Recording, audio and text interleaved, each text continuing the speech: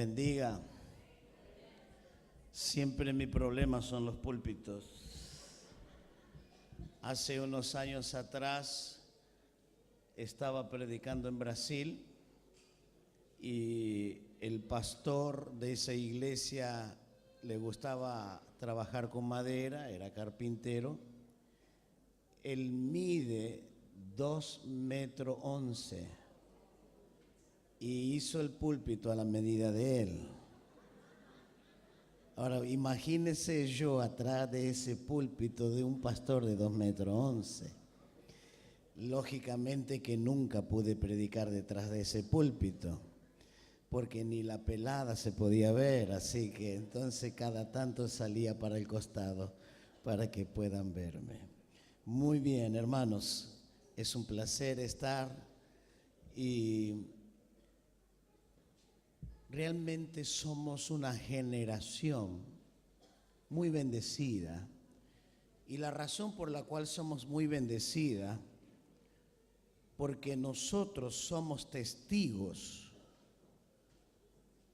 de un sinnúmero de cumplimientos proféticos, una cantidad sumamente llamativa de que en nuestros días profecías se están cumpliendo.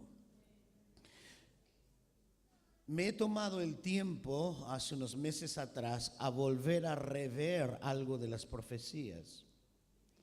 Y entre este detalle me he dedicado a observar los cumplimientos directos exclusivamente con Israel, con todos los acontecimientos de Israel. Es un tremendo privilegio, porque termino llegando a la conclusión, que cuando estoy mirando todo este panorama basado en lo que Jesús dice en Mateo 24, después de las 3 preguntas de los discípulos, Jesús comienza a dar el sermón del establecimiento del reino, Mateo 24 y 25. Él da respuesta, y su respuesta, dentro de ese riquísimo contexto de señales y acontecimientos, él dice esto: cuando veas la higuera florecer, él le dice, tienen que prestar atención, porque la redención está cerca, ya está la hora. Entonces esa higuera es Israel, y lo coloca como centro, que los acontecimientos de lo que va a vivir la nación de Israel serán evidencia que estamos en los últimos momentos, especialmente y particularmente de la iglesia sobre la tierra.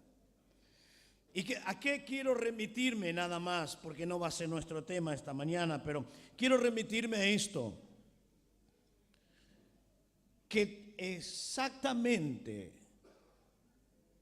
se ha preparado todo lo que concierne a todo el aspecto religioso cuando venga el anticristo. ¿Y qué es esto? Cuando él venga el anticristo, una de las cosas que él va a hacer es permitirle a todo judío volver a sus prácticas. Y para volver a sus prácticas tienen que tener elementos que tienen que ver con la ley. Y entre uno de los elementos, que es un día muy particular para un judío, es uno de los más maravillosos, importantes días, es el día del Yom Kippur, o sea, el día del perdón. Y para que haya un día de perdón, se precisa tener la vaca lazana, o sea, la vaca roja. Y ha llevado muchos años de experimento, hasta que lo lograron y ya lo tienen. ¿Está listo? Pero no solamente esto, sino que también a través de muchos millones de dólares invertidos es en la preparación de las vestiduras del sumo sacerdote. ¿Ya está lista? El candelero de oro ya está listo. Toda la mesa de los panes está lista. Todas las trompetas están listas. Todo está preparado para cuando venga quien ellos creen es el Mesías. Es el Mesías. Y entonces, mirando todo esto y muchas otras profecías más, yo termino llegando a una conclusión, sin irme a un extremismo, porque todos los que a veces se envuelven en profecía corren el riesgo de irse al extremismo, y es peligroso, porque a través de los años, por lo menos, como mínimo, 100 predicadores, 100 enseñadores de profecía han anunciado el mes o el año de la venida del Señor. Y esto es extremismo. Yo no quiero cometer ese error, pero yo termino llegando a la conclusión. A la luz de lo que puedo observar en la Biblia, no necesitamos ni una profecía más que se cumpla para la venida del Señor. Estamos delante de horas de gracia, horas de grandes regalos de Dios, a la que no debemos desaprovecharlo de ninguna manera. Y es un gran privilegio, una gran honra de que nosotros podamos ser participantes de todos estos acontecimientos delante de nuestros ojos. Y podríamos hablar toda la prosperidad de la nación de Israel. Vio que dice el profeta Isaías, el desierto se volverá en jardín. Bueno, ya está. Los más grandes exportadores de flores para el mundo son judíos. El desierto se tornó un jardín. Son los mayores exportadores de ave del mundo. La riqueza que hay dentro del Mar Muerto ya la están explotando. Entonces estamos delante de tremendos acontecimientos. Muy bien. Hermanos, aparte del privilegio de vivir las profecías, déjenme tomarme 2 minutos y ya entramos en la palabra. El privilegio de que podamos leer la Biblia. ¿No le parece apasionante esto? El gran privilegio de tener la Biblia en nuestras manos. Dios mediante, o sea, por la misericordia de Dios, nosotros hemos podido entrar ya el año pasado en 2 países del Asia. No habíamos podido entrar hasta ahora al Asia. Hemos trabajado, estamos trabajando en parte de Sudamérica, también en el África, y ahora estamos sosteniendo misioneros en el Asia, en forma muy particular en 2 países, Tailandia y Myanmar.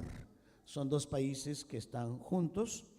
En forma particular, Myanmar, en la frontera, hay muchos grupos con sus dialectos y mucho analfabetismo dentro de esos lugares, y lógicamente mucho budismo. El budismo es muy fuerte. Y a alguien se le ocurrió hace años atrás la brillante idea de que se podía evangelizar los lugares donde la gente no sabe leer ni escribir, con una pequeña radio, y colocar una memoria, y en esa memoria la Biblia leída en su idioma, en su dialecto. Y esto se viene haciendo en cientos de idiomas, y esto ha traído resultados tremendamente sorprendentes, que se han convertido mucha gente. Si usted se pusiera a escuchar los testimonios de lo que Dios ha hecho, es impresionante.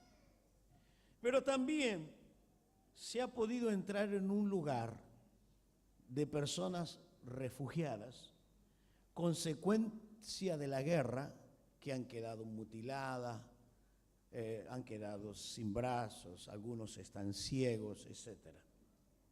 Entonces ellos también reciben esta pequeña radio con la Biblia leída. Y una de las cosas muy llamativas, por lo menos para mí, en este lugar donde están esperando solamente la muerte, nada más, el Evangelio llega a esa hora también a través de esta evangelización. Y entre ellos, una persona que no tiene los brazos, solamente un tronquito aquí, nada más. Entonces se le ha regalado esa radio y él con sus dos tronquitos lo junta, pone la radio ahí y con sus labios y sus dientes prende la radio para escuchar la palabra de Dios, oír la palabra del Señor, allí en medio de un campo refugiado, abandonado, tirado solamente, sin esperanza. También personas ciegas, ahí con la radio, pero escuchando el Evangelio. Hay personas que solamente escuchar a su vecino se han convertido. Tribus enteras han caminado kilómetros para que le den esa palabra que quieren escuchar.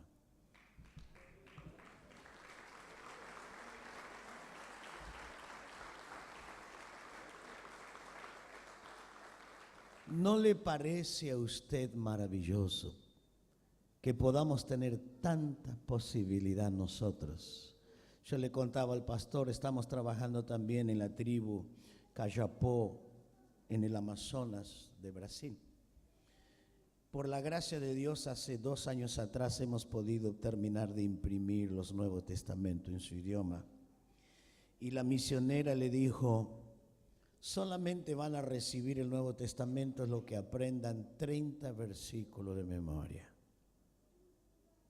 Imagínese la cantidad de personas que empezaron a estudiar y aprender de memoria.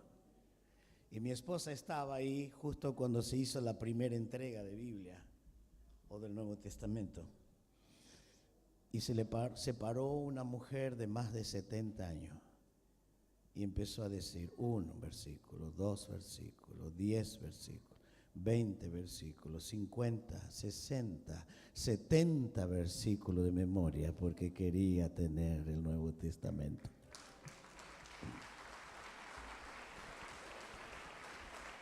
Amén. ¿Quién de ustedes se para decir 70 versículos de memoria en esta mañana? Y sin Biblia, lo fue aprendiendo, fue escuchando y memorizando. Muy bien. Quiero compartir con ustedes esta mañana el tema, no sé qué hacer. No sé qué hacer. Y consecuentemente hay momentos al que quiero remitirme, son los momentos duros de la vida. Quiero hablarles de las grandes batallas de la vida. No sé qué hacer. No sé qué decisión tomar. No sé qué hacer porque no comprendo. No comprendo y entonces llega a nuestra mente 2 grandes preguntas que normalmente hacemos. Y 2 preguntas que están dentro de la Biblia y que alguna vez algunos se le hicieron también a Dios. Y la pregunta es, ¿hasta cuándo? ¿Hasta cuándo? El profeta Habacuc, allí en el capítulo 1, le dice a Dios, ¿hasta cuándo, Señor, estaremos sufriendo? ¿Hasta cuándo la injusticia? ¿Hasta cuándo? No vemos la hora que todo esto termine. Quisiéramos salir lo más pronto posible, pero no sé qué hacer. No sé qué hacer. Y como consecuencia ni siquiera sé qué decir. No sé cómo juzgar la situación, aunque muchas de ellas o algunas de ellas no soy culpable.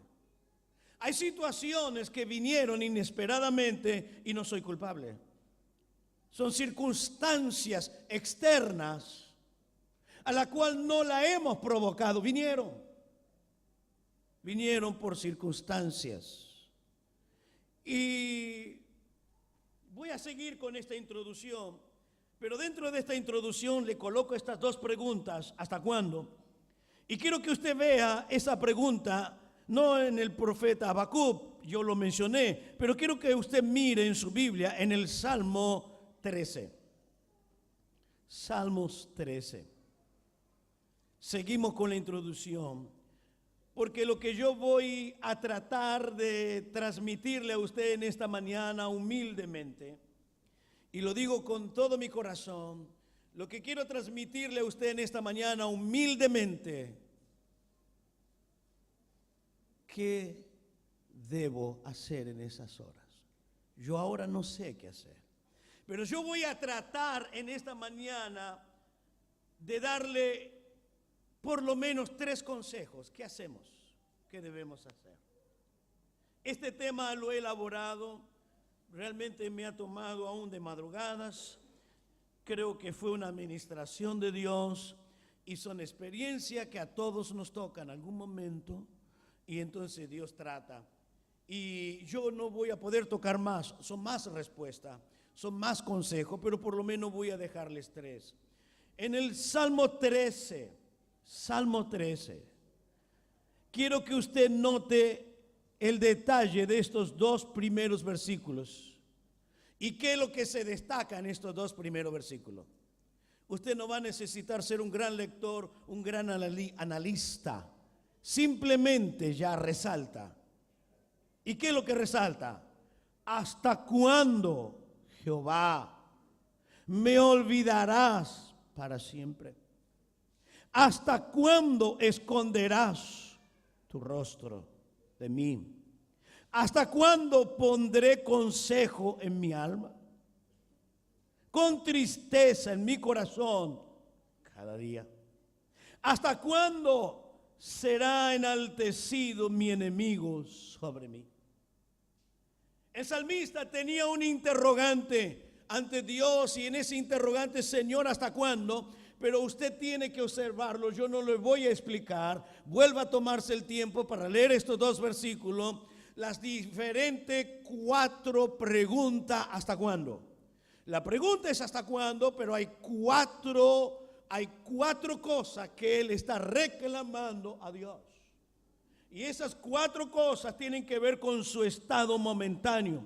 Y en ese estado momentáneo se considera o está considerando el salmista que Dios se olvidó de él. Que Dios se olvidó de él. Y cuando nos llegan las horas de crisis, y quiero que preste mucha atención a lo que voy a decirte. Hay horas durísimas de crisis, donde muchas veces la dificultad es más grande que la fe. Hay veces que la dificultad es más grande que la fe, y conceptualmente en nuestro intelecto y en nuestras emociones no tengo esperanza.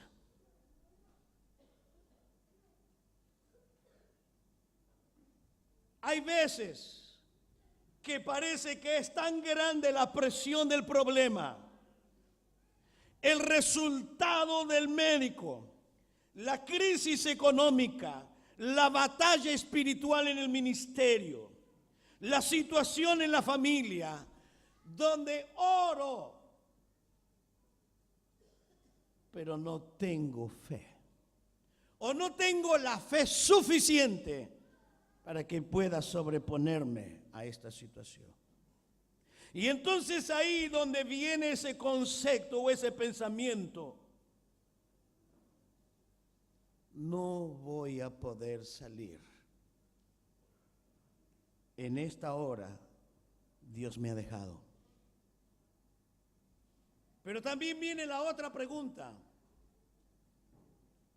Y la otra pregunta es la que hizo una vez Gedeón.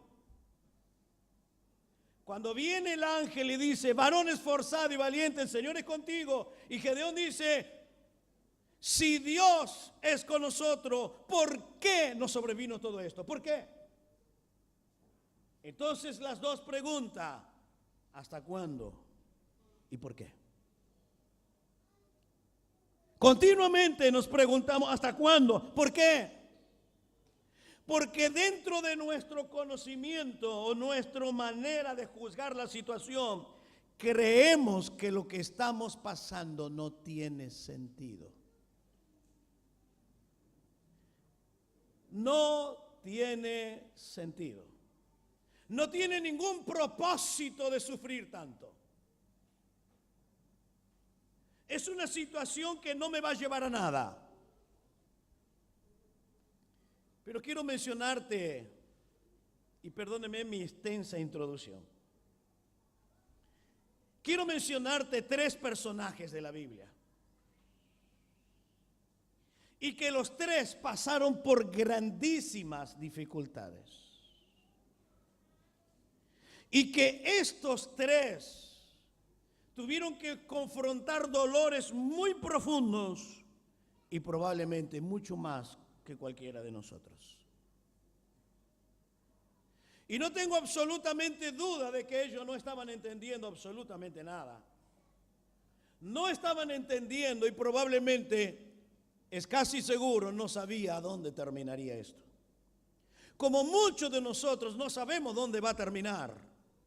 Por eso no sé qué hacer. No tengo la capacidad. El primer personaje que lo voy a mencionar rápidamente es José. José. De los 17 años hasta los 30 años, 13 años, que fue el día en que Faraón lo saca de la cárcel. 13 años. Injusticia, calumnia, soledad, abandono. 13 años. Ahora yo me hago este cuadro. José no tiene el mañana. ¿Dónde va a terminar? No sabe. Sin ninguna duda. Tú y yo tampoco lo sabemos. ¿A dónde va a terminar esa crisis? ¿A dónde va a terminar esa batalla? Pero vengo yo y le digo, José, cuando él está en la cárcel, lo hizo todo correcto. No pecó. Se mantuvo en integridad ante Dios. Vengo yo a la cárcel y le digo, José, Dios tiene un propósito contigo. Póngase en el lugar de José. ¿Cuál sería tu respuesta? Ya van casi 13 años. Calumnia, injusticia, soledad, desprecio, abandono. Y tú vienes y me dices, ya casi 13 años nunca ha cambiado, sino por lo contrario, se acrecentó la crisis. Y tú me dices, Dios tiene un propósito. Probablemente tú me dirías, tú no estás en mis zapatos. La pregunta es, ¿tenía propósito Dios con José o no? ¿Y por qué me dice amén usted? Porque usted conoce el fin de la historia. ¿Y por qué no me dice amén a su crisis? Aunque ahora no conozca el fin de la historia, pero un día la historia va a cambiar.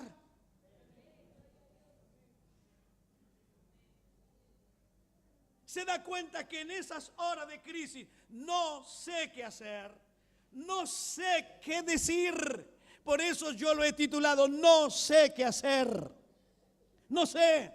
¿Por qué no sé qué hacer? Porque no entiendo. Mi mente queda botada. Mis sueños en las noches se hacen largas. Mi quebranto es continuo. El salmista dice en el Salmo 6, yo inundo, riego mi cama con lágrimas. Mi cama se llena de lágrimas.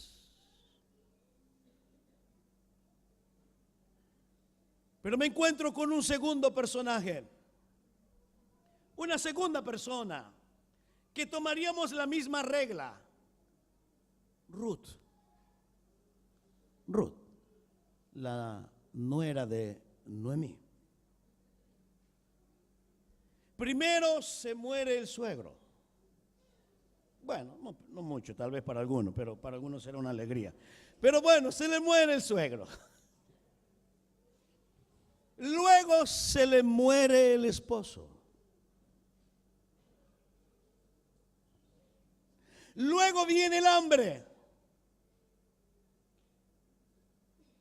No hay ni un hombre para confrontar la situación. Y vienen de Moab para Belén. Y Noemí, cuando ella llega y se alegra porque Noemí significa placentera, alegre, feliz. Le dijo, no, yo ya no soy más Noemí, yo soy Mara ahora, amargada. De un extremo al otro, de su nombre de ser placentera, feliz, a la amargura. Y cuando llegan a Belén, lo único que hace es recoger la sobra. Pero vengo yo y le digo, Ruth, Dios tiene un propósito contigo, Ruth. Se murió mi esposo, me estoy muriendo de hambre, estoy recogiendo sobra. Y tú vienes y me dices, Dios tiene propósitos. Sí, Ruth, un día vas a salir, Dios tiene propósitos. La misma pregunta. ¿Tenía propósito Dios con Ruth? Claro que sí. Claro que sí. Hasta el punto que pasó a ser parte de la genealogía del Señor Jesucristo. Es una honra y mucho más gentil. Una honra doble. Estar en la genealogía y ser gentil es una tremenda honra. Tenía Dios algo mucho más grande de lo que ella podía imaginarse en su vida. Y esto es lo que te quiero decir también en esta mañana. No te mueras en la batalla dura de la vida. Dios tiene algo más grande de lo que tú imaginas.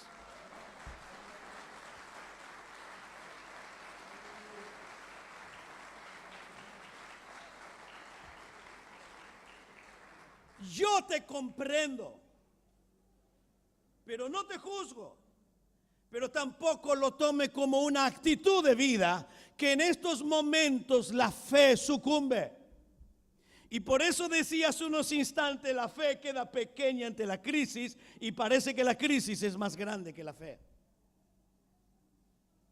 Y en esos momentos me queda mirar a una persona que no es el tercer personaje, lo coloco como ejemplo. En cuanto a la fe, es Juan el Bautista. Estaba en la hora de crisis Juan. Y la Biblia dice que él fue el más grande de los profetas. Ahora mire lo que le pasa al profeta más grande. Al profeta más grande. ¿Qué le pasa? Agarra a su discípulo y le dice, por favor, vayan donde está Jesús y pregúntenle si es él o hay que esperar a otro. Hey, Juan, ¿qué te pasa? Claro, un hiperespiritual le diría, hey, Juan, ¿qué te pasa? ¿Dónde está tu fe? ¿Por qué? Porque el que lo envió a predicar le dijo, cuando tú vieres descender la paloma es él, y lo vio. Entonces Juan vio.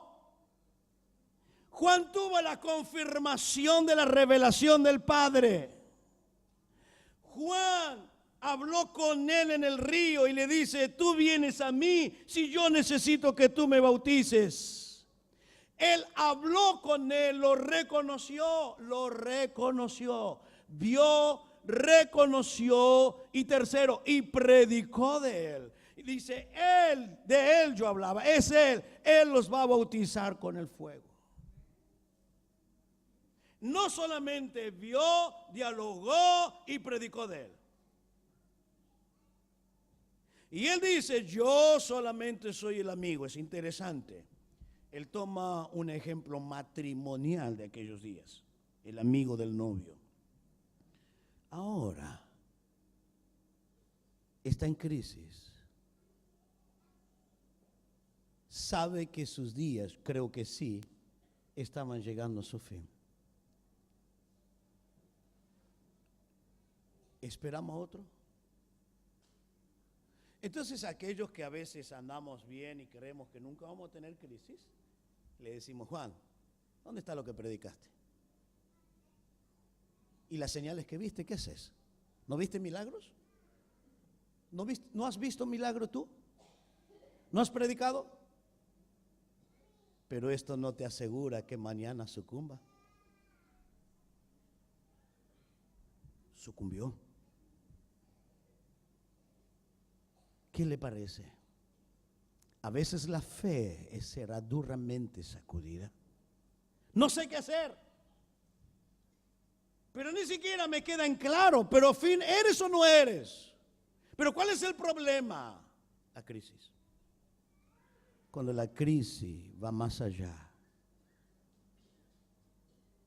de mi capacidad intelectual para decidir o pensar. El tercer ejemplo, y ya entramos en el tema, termino la introducción, todo esto es introductivo. El tercer ejemplo, un muchachito, jovencito, 15, máximo 17 años, Daniel. Lo desprenden de la casa paterna, lo llevan al cautiverio. Y por lo que veo en la Biblia, él era un muchacho de buena posición, porque no llevaron a cualquiera para meterlo dentro del palacio. Entonces imagínense al muchachito bien, tranquilo, sin que le falte nada. La pasaba bien, desayuno, un buen almuerzo, todo tranquilo, espectacular en casa, muy bien. De repente, 1200 kilómetros, vamos, a los latigazos, atado a un camello y correr atrás. Esclavo. Le quieren cambiar la mentalidad usando estrategias, hasta el punto tal que quieren cambiarle o le cambian el nombre. Le quieren cambiar la alimentación y todas esas cosas. Y para peor de lo peor, aparentemente para lo peor,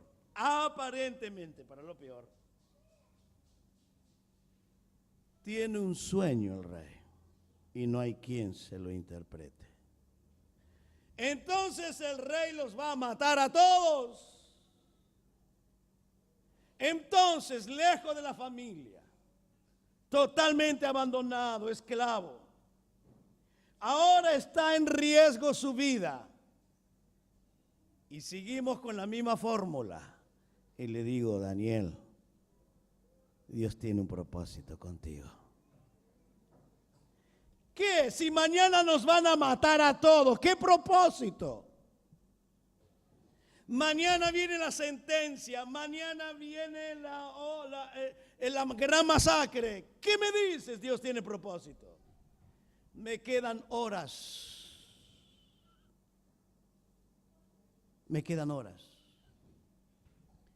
¿Cuántos de ustedes pasaron por esa crisis donde tú mismo dices: me quedan horas, ya no hay más salida?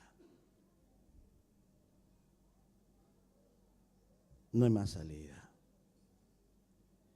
Pero todavía viene lo otro.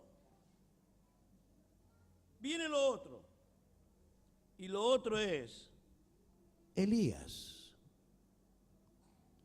¿Qué termina diciendo Elías a Dios? Aparte de denigrarse a sí mismo: yo no soy mejor que mis padres. En otras palabras, soy una basura. ¿Cuántos han dicho esto? Pero luego le dice a Dios: me es mejor la muerte que la vida. En otras palabras, Elías entró en un estado de crisis y hay evidencias que no fue solamente desanimado, crisis de depresión máxima, a tal punto que Elías dijo: quiero morirme. No, esto es muy común dentro de los que pasan grandes batallas en la vida. ¿Y quiénes son? Elías Bien, podría seguir, pero no quiero seguir. ¿Qué tengo que hacer? ¿Qué tengo que hacer? Vamos a la primera respuesta. ¿Qué tengo que hacer en esas horas? Número uno, mi consejo, y vuelvo a decirle un humilde consejo: guarda silencio en la presencia de Dios. No sé por qué, no sé qué decir, pero voy a guardar silencio. Todo lo que tú no entiendas, porque lo único que tú ves es la oscuridad del problema, pero no ves el mañana. Mi consejo es: guarda silencio. Porque el día que tú abres la boca en esas horas de grandísimas batallas, lo vas a hacer para renegar. Y alguien dijo algo, y ese es Jeremías. Allá en el capítulo 20, Jeremías dice: me sedujiste.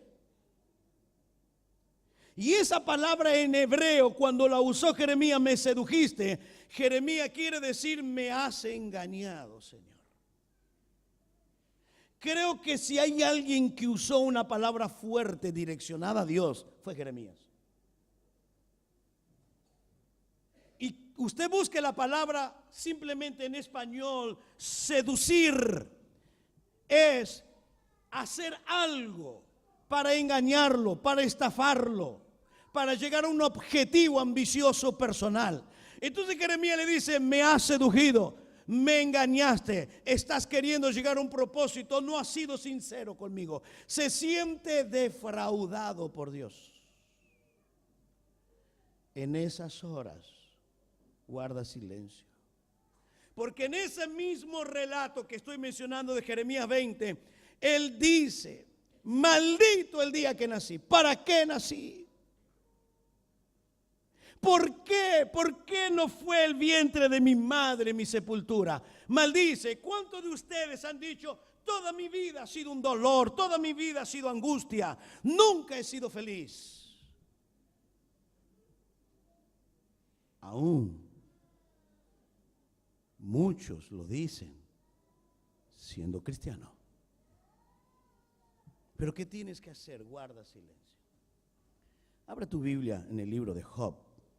La verdad que si hay para hablar del dolor, este libro. Job, capítulo 2. Libro de Job. Capítulo 2. Después de leer el texto, yo le voy a aconsejar que usted mañana lea 2 capítulos del libro de Job. Pero voy a leer el texto primero. Job capítulo 2, versículo 13, el último versículo, 2:13. Así se sentaron con él en tierra por 7 días y 7 noches. Y ninguno le hablaba palabra. Ninguno. Ni los amigos ni Job abrieron la boca. Porque veían que su dolor era grande.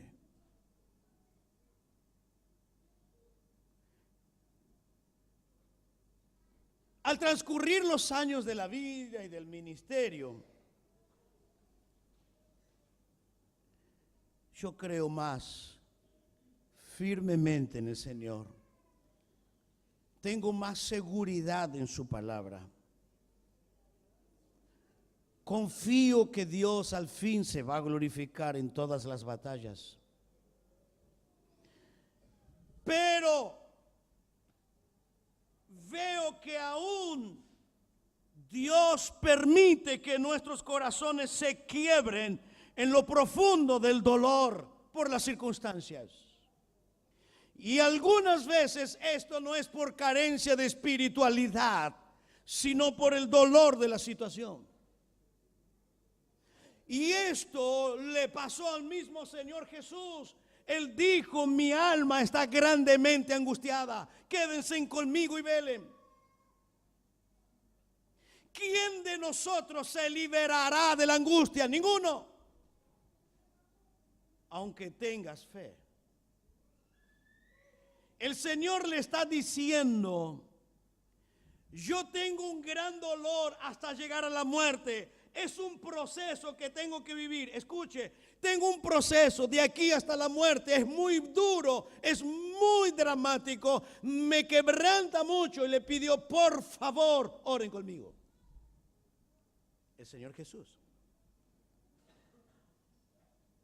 El mismo apóstol Pablo varias veces habló de sus angustias, de sus dolores. No importa qué dolor, pero era un dolor. Había muchos tipos de dolores en la vida del hombre de Dios.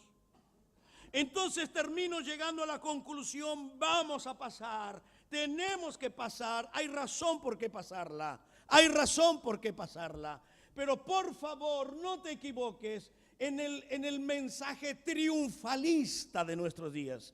En el mensaje triunfalista. Y el mensaje triunfalista es, tú nunca vas a pasar, siempre debes estar con gozo. Siempre, no, mentira. Esto es un engaño. No, vas a tener que pasar, vas a hundirte en la soledad. Y algunas veces te va a ocurrir lo que dice el Salmo 83. Dios va a guardar silencio. Dios va a guardar silencio. Y en la vida de Job, por un tiempo, Dios guardó silencio.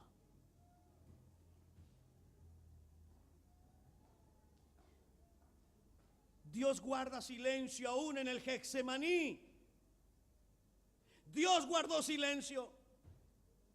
Pero quiero decirte, por más que Dios guarde silencio, eso no quiere decir que Dios no está. Dios está.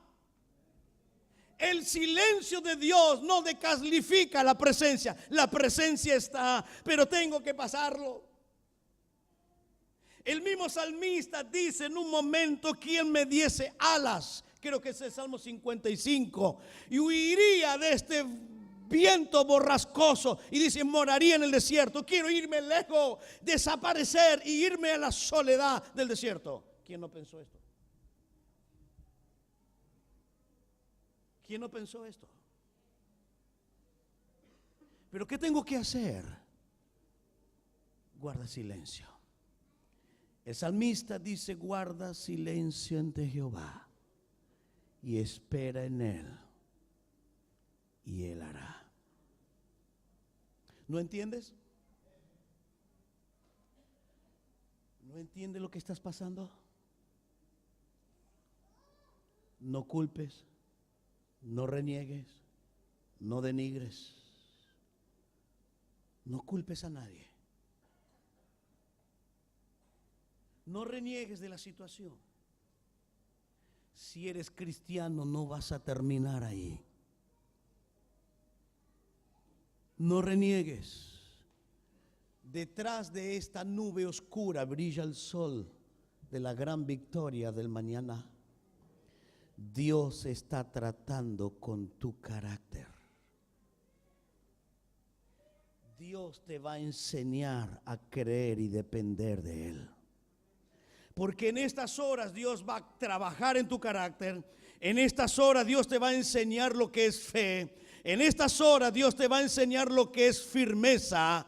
En estas horas Dios te va a enseñar lo que es quebrantamiento. En estas horas Dios te va a enseñar lo que es amor al que sufre.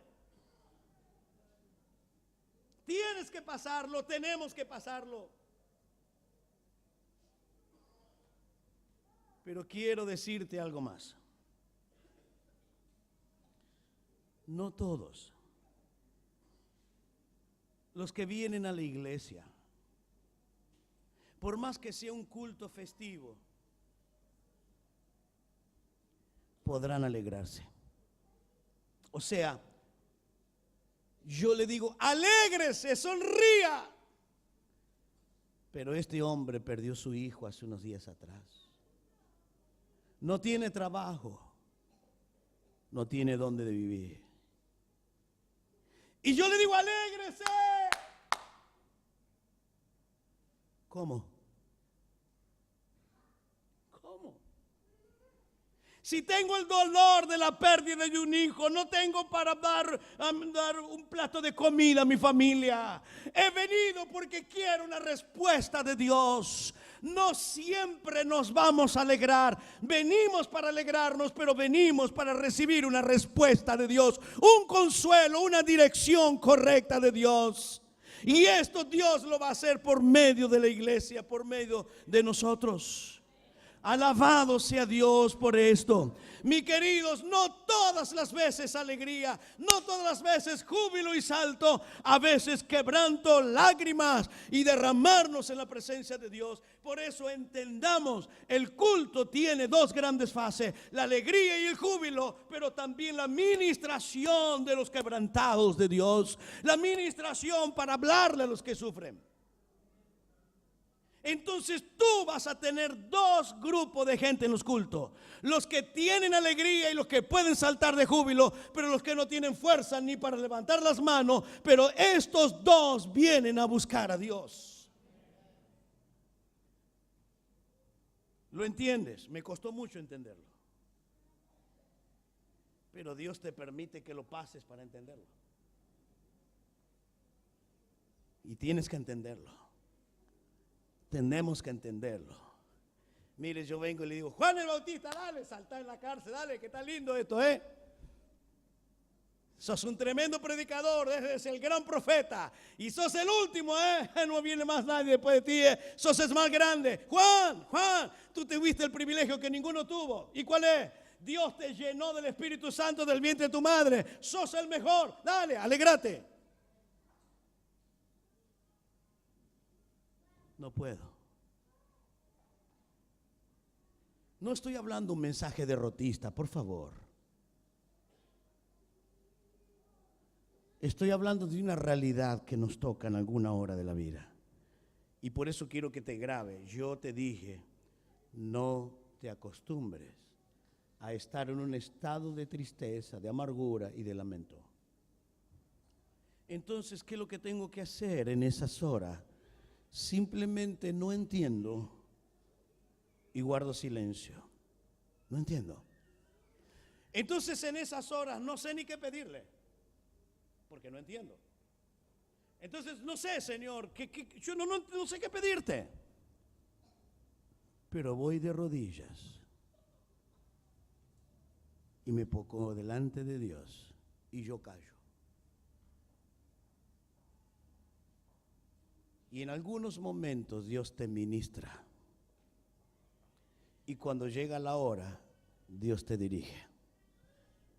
Te lo vuelvo a repetir para que te lo grabe. Yo no entiendo. Ni siquiera sé qué pedirle. Yo no tengo palabras para pedirle a Dios. No sé si que Dios me dé un mejor trabajo, si que me cambie de casa. No entiendo, no sé qué es lo mejor. No lo entiendo.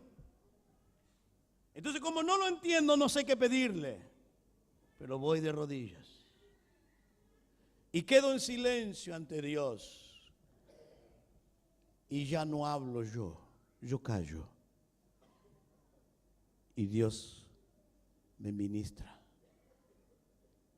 Y cuando estoy diciendo que Dios me ministra, Dios me renueva,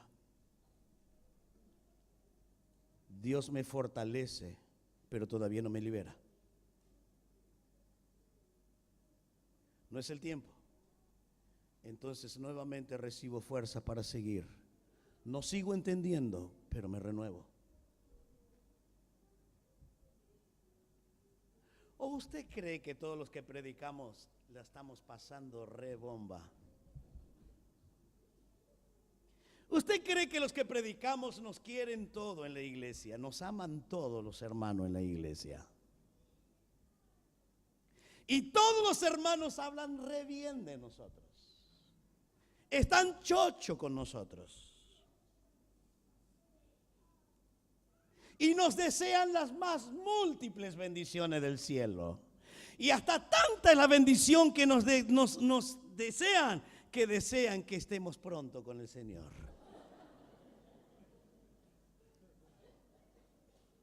Sí, Y acá pasa lo mismo, no se hagan los espirituales.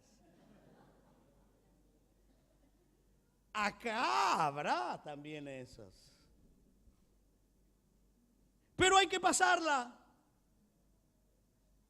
Y tenemos que estar con una sonrisa y quebrado por dentro y levantarnos y predicar la palabra de Dios y animar y ayudarnos. Siga. Y tenemos que orar y poner manos. Pero dentro nuestros estamos quebrados. Pero seguimos. Entonces guardo silencio y sigo en la presencia. Guardo silencio y ahora me dice Dios, este es el camino. Y ahí Dios obra. Hay obra. Y cuando Dios obra, siempre lo que Dios termina haciendo es mucho más grande de lo que yo imaginé. Cuando Dios obra, Dios ha hecho mucho más de lo que imaginé. Y te voy a compartir una experiencia personal. No digo que sea una regla, ni la voy a establecer como regla, porque la experiencia no es regla. La Biblia es regla. En las horas más duras del ministerio, de mi ministerio, es cuando Dios más me usó. Es cuando Dios más se glorificó.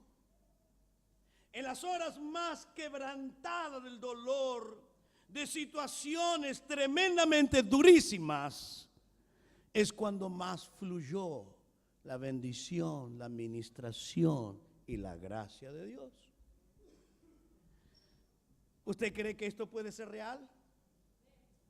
Ahora le hago la pregunta, ¿quiere que Dios lo use mucho? Se terminaron los pentecostales, ¿no? ¿Quiere que Dios lo use mucho? Amén. Cuanto más alto quiere estar, es cuanto más profundo pasarás. La medida de la altura es la medida de la profundidad. Y esto es maravilloso, es tremendamente maravilloso. Es lo que resistimos, pero es lo glorioso, porque ahí, acuérdese, Dios trata con el carácter, Dios me forma en madurez, Dios me genera fe, Dios me da fe, Dios me hace sólido. Ahí.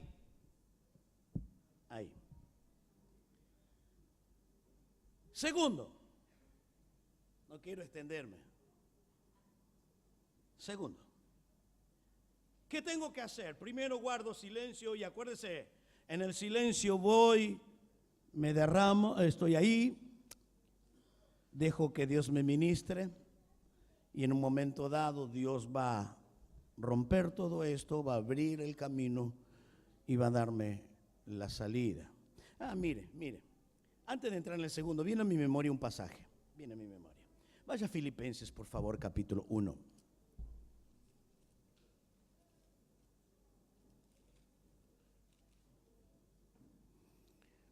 A veces se ha llegado a extremos alocados dentro de las predicaciones contemporáneas. Yo me admiro de algunas predicaciones y de algunos conceptos que a veces lo tornan teológico y quedo asustado de todas esas cosas. Y entre una de las cosas que quiero resaltar en todas esas cosas tremendamente alocadas son de que si no te va bien es porque estás mal con Dios. Te tiene que ir bien. Tenés que tener el auto último modelo, una buena casa, pasarte un mes de vacaciones en Cancún. Pare. Esto es añadidura, no es prioridad. Eso no es reino, es añadidura de reino. Porque si solamente ese triunfalismo es el objetivo, entonces el culto es egocentrismo. El culto paso a ser yo el centro. ¿Y entonces qué es? Reclamo, pido, quiero, decreto, todo eso. Entonces, ¿quién pasa a ser el centro del culto? Yo. Y no Cristo.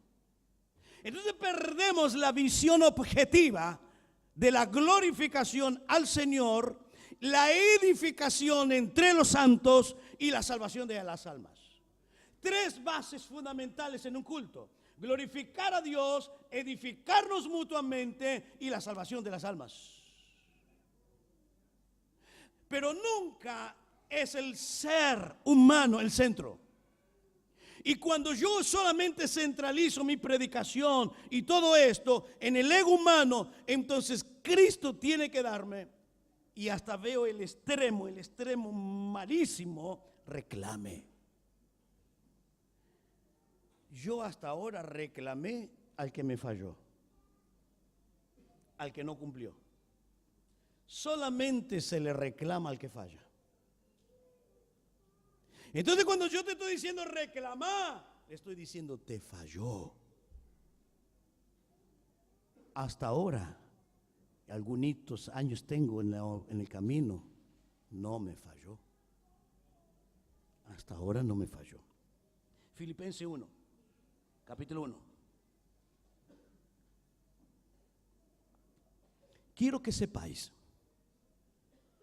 hermanos, que las cosas que me han sucedido, y si usted se para ahí, sucedido, ¿qué le sucedió? Paliza, cárcel, hambre, naufragio, oscuridad, injusticia. Todas las cosas que me han sucedido han redundado más bien para el progreso del evangelio. Así que antecedió a los grandes éxitos, escuche, antecedió a los grandes éxitos de Pablo, si podemos usar esta palabra o este adjetivo. Lo que antecedió al gran éxito del ministerio de Pablo fueron las grandes pruebas. Las grandes pruebas. ¿Y qué fue lo que antecedió? Perdón, ¿a dónde llegó lo que antecedió? A Roma. Y si usted sigue leyendo, dice: mis prisiones se hizo patente en el pretorio. Y el pretorio, en el pretorio, cuando está hablando del pretorio, está hablando de 9,000 soldados. Entonces quiere decir que el querido Pablo no dejó de predicarle a 9,000 soldados y a toda la casta política, pero antecedió las grandes batallas, antecedió las grandes dificultades, y él tuvo que viajar en una nave adrimatena, está por allá en el capítulo 27, y esa nave sabían todo que cuando zarpaba llevaba gente a morir, porque los que navegaban en ese barco eran para ir a Roma a morir. ¿Quién se quiere embarcar? Pero Pablo no era para morir, sino para testificar, para que Dios lo use, Dios realmente lo use. Entonces terminó sucediendo todas las cosas para bien. Todo sucedió para bien. Vamos al segundo. La segunda cosa que tiene un parecido con el primero es: derrama tu alma quebrantada ante Dios. Derrama tu alma quebrantada.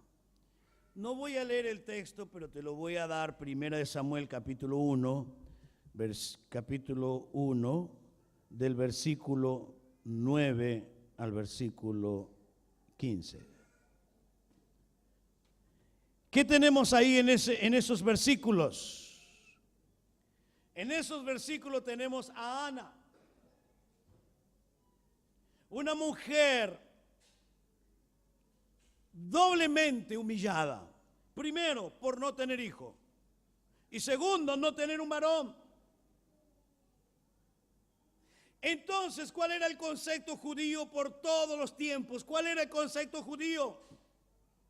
El concepto judío, cuando una mujer no tiene hijo, está bajo el juicio de Dios, bajo la maldición de Dios, es maldita. Toda enfermedad, toda imposibilidad para un judío es una persona que pecó. Y algunas veces lo escuché en el ámbito evangélico también. Pobre Pablo, pobre Jacob, todos bajo maldición, pecaron. Hasta hicieron una torpe pregunta a los discípulos a Jesús para un hombre que había nacido ciego.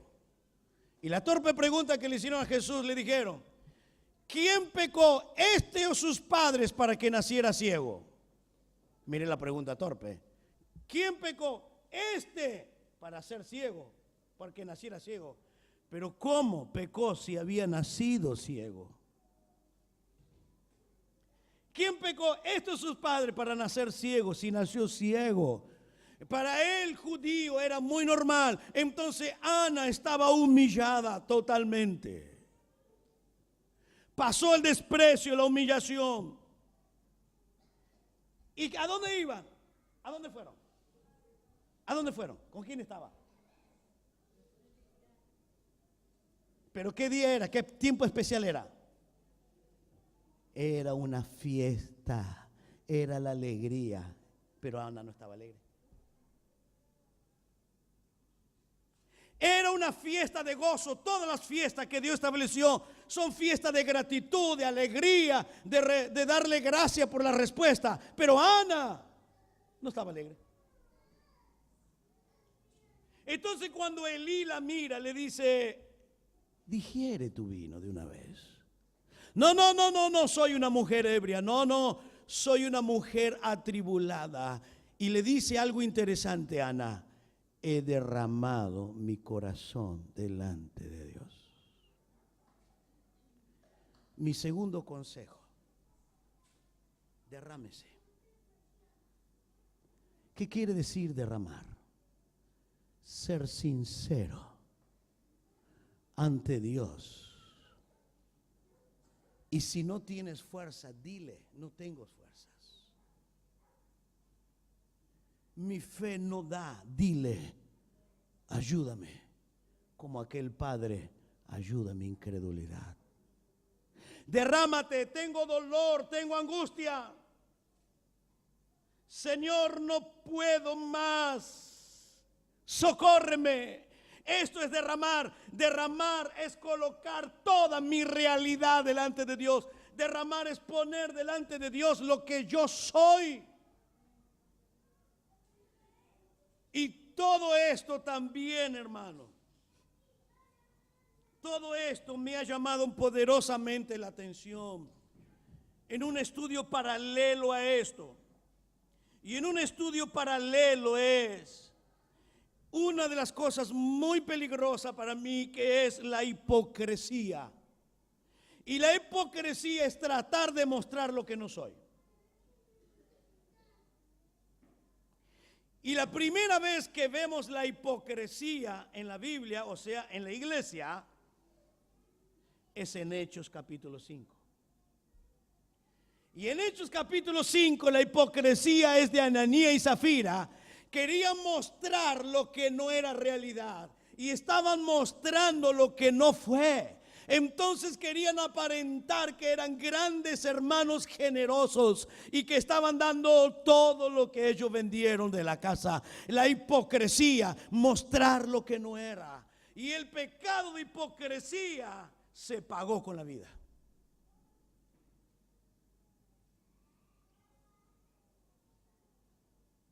¿Qué usted pensaría si yo vengo esta mañana y antes de empezar a predicar le digo: hermanos, estoy muy triste, pero voy a predicar igual? No tengo fuerzas. ¿Qué me va a decir? Ya sé, ¿y este nos viene a predicar? ¿Cuántas veces cantaste, tocaste triste? ¿Cuántas veces trataste temas, estudio, predicaciones, estando triste? Pero ¿por qué es malo ser sincero? A veces preferimos que el predicador nos muestre una sonrisa siempre y que diga: qué hombre victorioso, pero por detrás tiene una amargura tremenda. Y es un problema la hipocresía. Es un tremendo problema de la hipocresía. Porque terminamos predicando, incentivando lo que no somos. Y por eso derramar mi alma delante de Dios es tener la sinceridad de poner todo lo que soy delante de Dios. Ser sincero con Dios.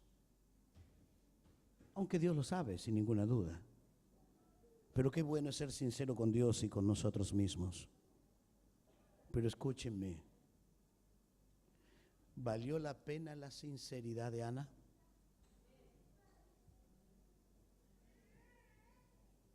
¿Valió la pena? Ahora imagínese si Ana tenía hipocresía, ¿iba a tener algún día un hijo?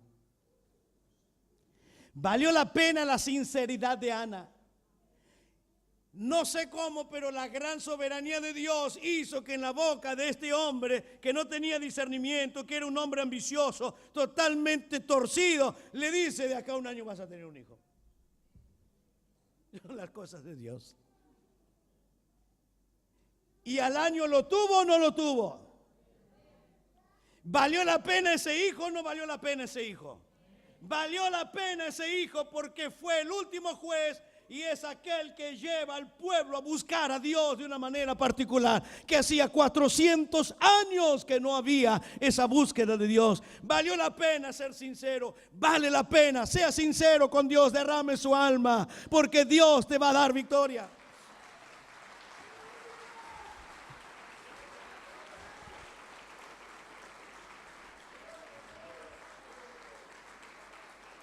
Alabado sea Dios. Y te dejo el último. Y voy a elegir el último de todos. Deja que el Espíritu Santo fluya en tu interior. En esas horas deja que el Espíritu Santo fluya en tu interior. ¿Qué hago en esas horas? Guardo silencio. No reniego, no pregunto, no reclamo. Dios es soberano y lo sabe. Alguna razón maravillosa Dios tendrá detrás de la situación. Derramo mi alma con toda sinceridad delante del Señor y coloco mis limitaciones. No soy súper, soy igual que cualquiera. Aunque esté arriba de este púlpito, lloro igual que usted, sufro igual que usted, me enfermo igual que usted, tengo angustia como usted. No soy mejor, soy igual. No se pongan como súper o mejores. Simplemente están un poquito más alto por una plataforma, pero la vida nos lleva por los mismos caminos. Dios trata conmigo como trata con usted. Entonces no seamos hipócritas, pero deje que el Espíritu Santo fluya en su interior. Abra su Biblia en Romanos capítulo 8. Romanos capítulo 8.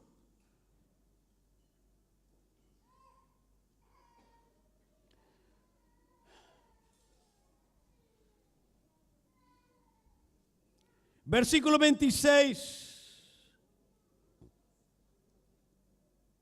27. La verdad que estos versículos que están aquí es para hablar unas cuantas horas, sin dejar de lado lo que está antes. Pero escuche lo que dice el versículo 26. Y Pablo dice, después que somos salvos, después que recibimos la vida del Espíritu, dice: y de igual manera, el Espíritu nos ayuda en nuestra debilidad.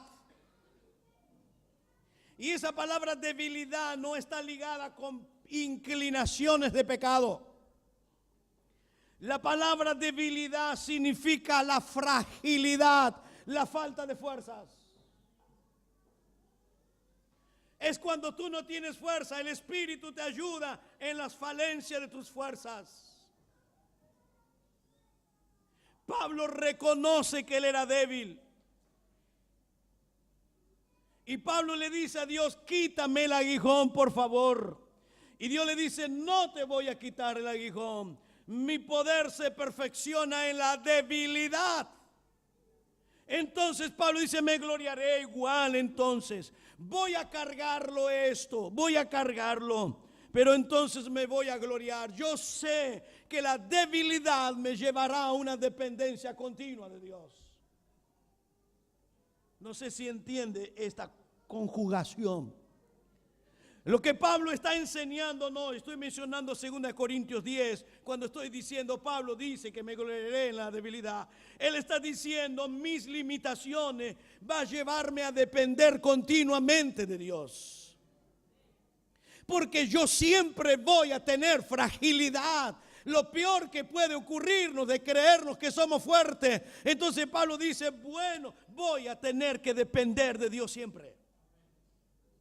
Y aquí volviendo al pasaje, en el versículo 26 Pablo dice, Él nos ayuda. Es interesante la palabra que está usando, el término ayuda.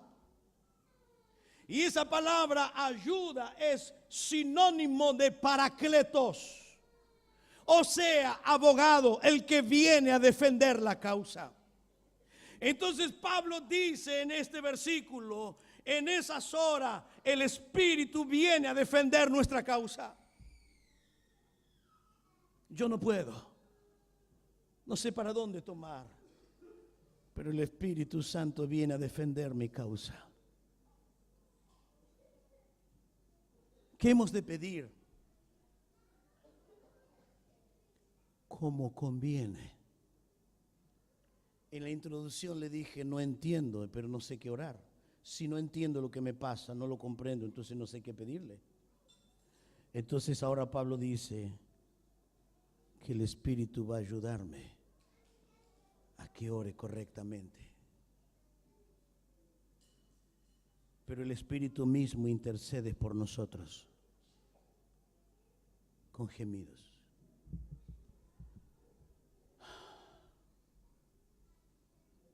Es profundo esto. Esto es una de las cosas que más me anima en las horas de batalla, estos versículos. Yo no tengo la profundidad de un lenguaje para expresar lo profundo de lo que Pablo está tratando de enseñarnos. Y se lo voy a tratar de explicar. Y lo que Pablo está tratando de enseñarle a sus lectores: somos débiles, tenemos fragilidad, nuestras fuerzas no están siempre intactas. Pero hay alguien del cielo, el Espíritu Santo. Primero, nos ayuda. Segundo, intercede.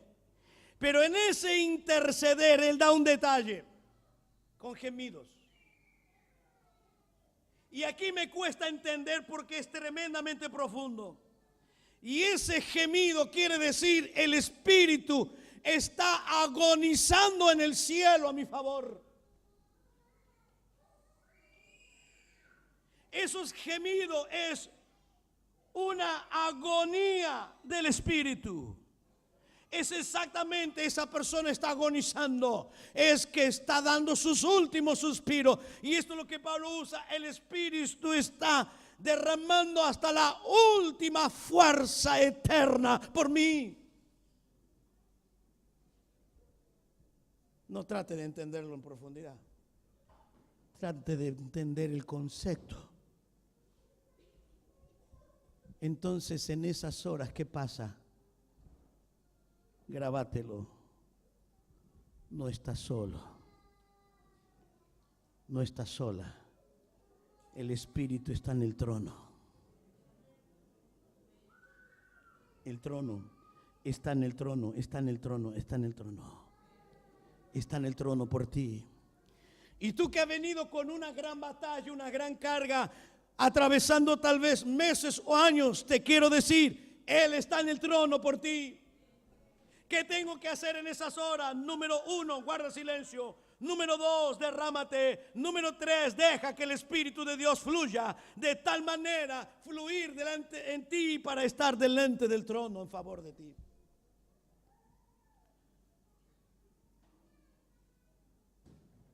En el versículo 26 dice de igual manera. Entonces quiere decir que algo está relacionado con lo anterior. Por eso él dice de igual manera, la misma medida que lo que acabo de decir es la misma medida de que va a ser el Espíritu. Por eso de igual manera. ¿Y qué es lo que tengo atrás que tengo que prestar atención al versículo 26? ¿Qué es lo que tengo que prestar atención? Tengo que prestar atención al versículo 24 y el versículo 25. Porque es de igual manera lo que me dice el versículo 25 con el versículo 26. Entonces las dos cosas van juntas. Entonces, ¿qué me está diciendo? El Espíritu va en conjunto con mi batalla. De la misma manera que lo que está en el versículo 24 y 25. ¿Y qué es lo que hay en el versículo 24 y 25? Porque en esperanza fuimos salvos. Pero la esperanza que se ve no es esperanza. Porque lo que alguno ve, hay que esperarlo. Porque si esperamos lo que no vemos, con paciencia lo guardamos. Bien. Quiero hacer algo. Quiero que entienda esto. Pablo dice que somos salvos. Estoy en este punto de mi vida. Y del momento de este punto de mi vida, yo tengo delante mío la esperanza. Allá. Y creo que hay dos grandes esperanzas básicamente. Una de las esperanzas es que Dios se glorifique en esta vida a través de su obrar en mi lucha. Tengo esperanza. Entonces tengo la esperanza de que Dios se glorifique aún en esta vida. Esperanza, ese es uno. Pero luego la segunda esperanza se direcciona hacia lo eterno, a la gloria. Entonces Pablo me está diciendo aquí, versículos 24 y 25, soy salvo, pero delante mío ahora la apunta hacia allá esperanza. Pero yo le hago la pregunta, pero Pablo, ¿y en la trayectoria? ¿Y en la trayectoria? En el mismo versículo me dice paciencia. Y la palabra paciencia es agarrar la situación. Paciencia no es esperar. Paciencia es agarrar, tomar, cargar y seguir hacia la esperanza. Eso es paciencia. Ahora, todavía me quedan preguntas, Pablo. Tú me dices, soy salvo. Y tú me dices que soy salvo para una esperanza. Y la esperanza hará realidad lo que estoy esperando. Ok.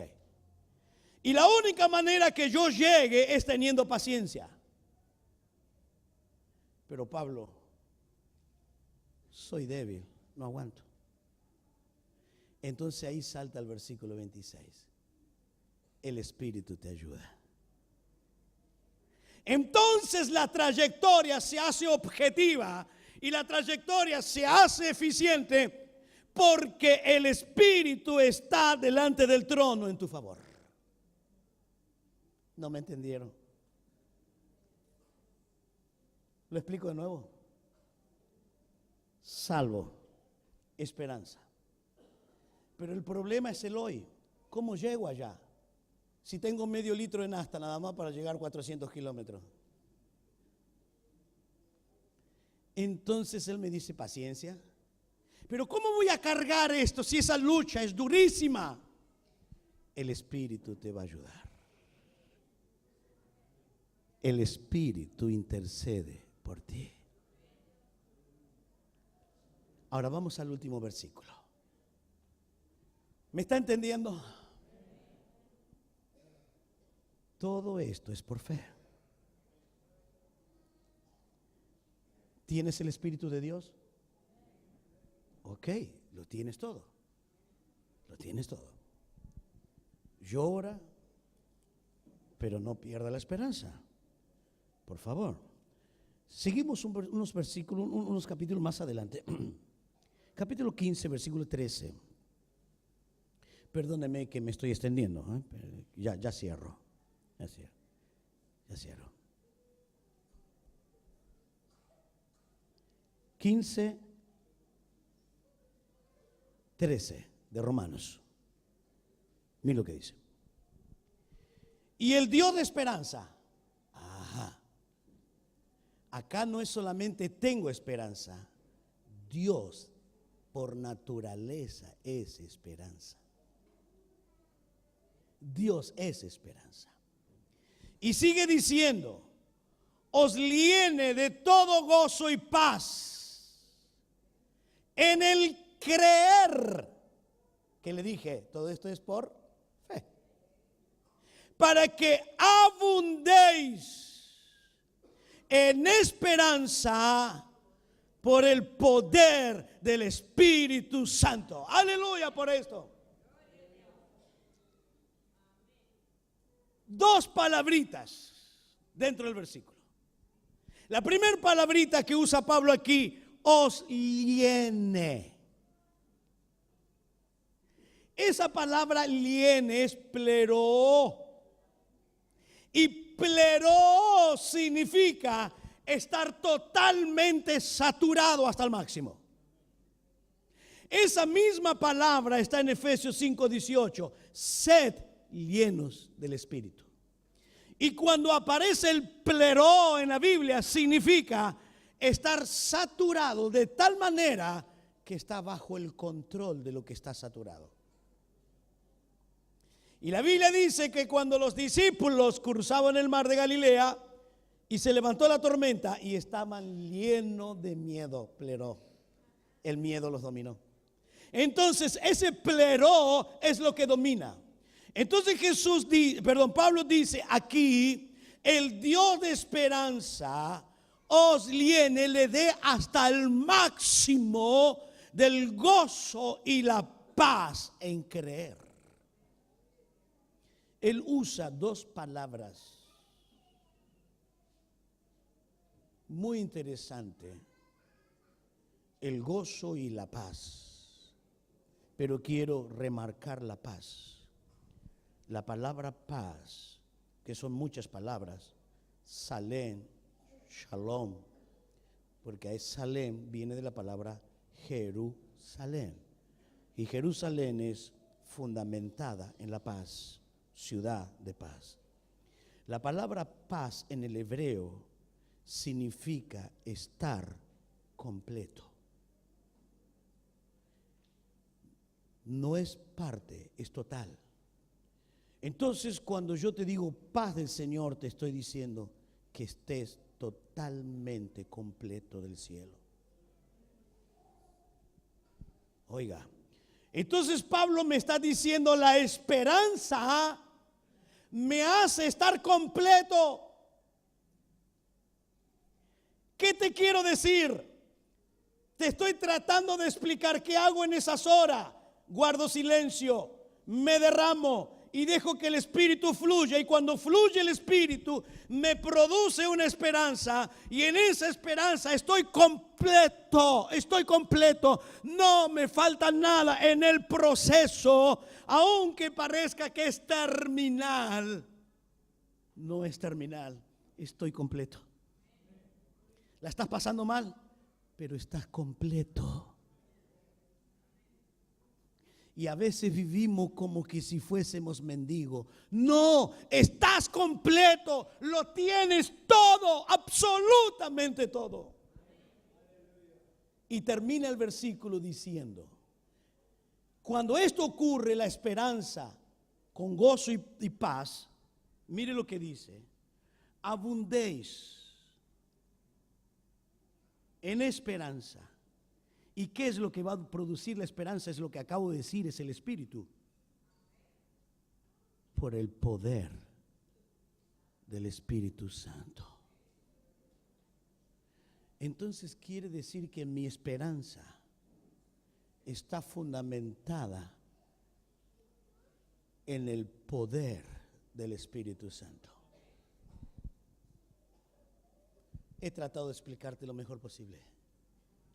¿Qué tienes que hacer en las horas duras de la vida? Por favor, guárdate estas 3 cosas. Guarda silencio, derrama tu alma y deja que fluya el Espíritu, porque esto lo produce el Espíritu Santo de Dios. Colócate de pie, por favor.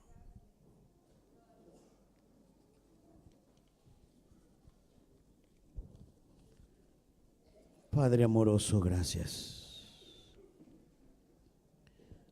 por regalarnos esta mañana. Gracias por regalarnos este tiempo, Señor. Es maravilloso. Pero no tengo dudas que estoy delante de personas tal vez angustiadas, tristes. Pero tú los trajiste esta mañana para hablar con ellos. Gracias que la esperanza se revive y se fortalece, porque tú eres Dios de esperanza.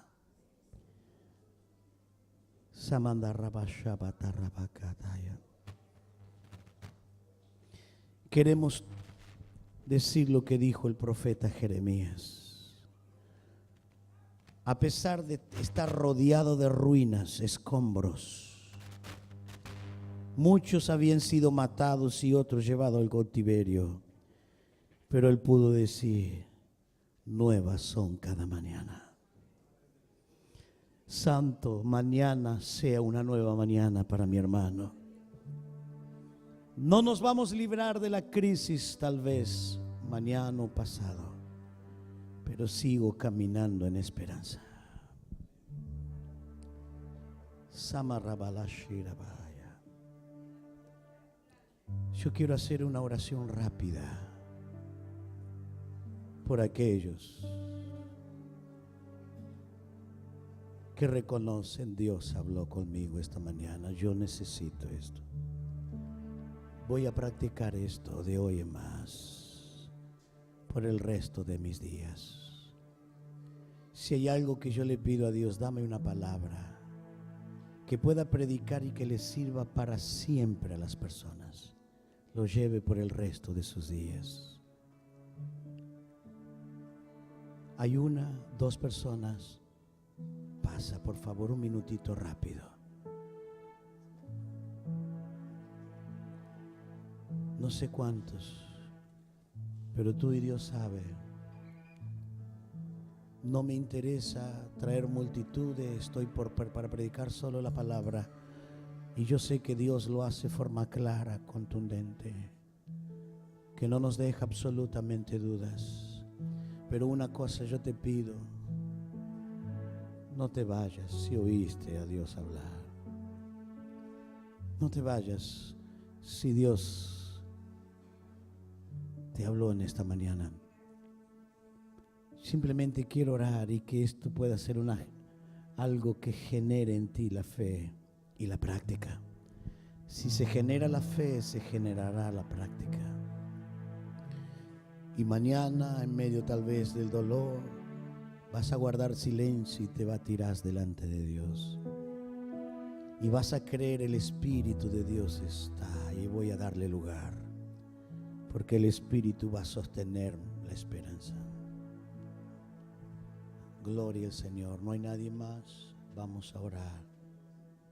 Pero no te vayas sin recibir esta bendición. Tenemos que tener la humildad de decir: yo soy esa persona y necesito. Querido Padre,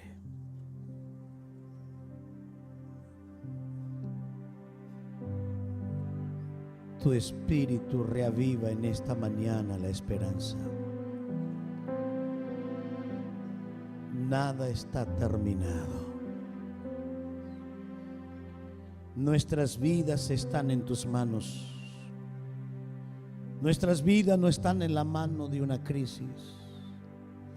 Nuestra vida no está en la mano, Señor, de un hombre, de una mujer. Nuestra vida no está, Señor, en las manos de los demonios. Está en tus manos, Señor, pero llega momento, no sabemos qué hacer. Pero lo único que quiero pedirte ahora, fluye Espíritu de Dios en el interior de ellos. Fluye poderosamente para reavivar la esperanza. Y ese poder se arraigue en nosotros. Aleluya. No está terminado, va a brillar la esperanza mañana.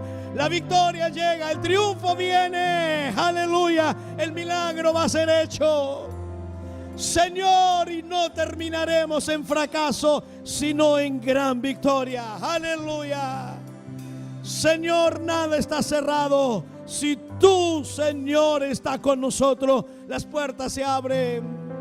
Ministralo, Señor, a cada uno conforme a sus batallas, a sus luchas. Pero Señor, simplemente derramarnos. Acá estamos con dudas, con miedos, porque también las batallas causan miedos. Las batallas causan miedos. Pero esta mañana, Señor, nos reavivas para la gloria tuya. Que lleven cada uno la bendición para su casa, para su trabajo, para su familia. Coloca tu mano en lo que ellos necesitan. En el nombre de Jesucristo, Padre. En el nombre de Jesús.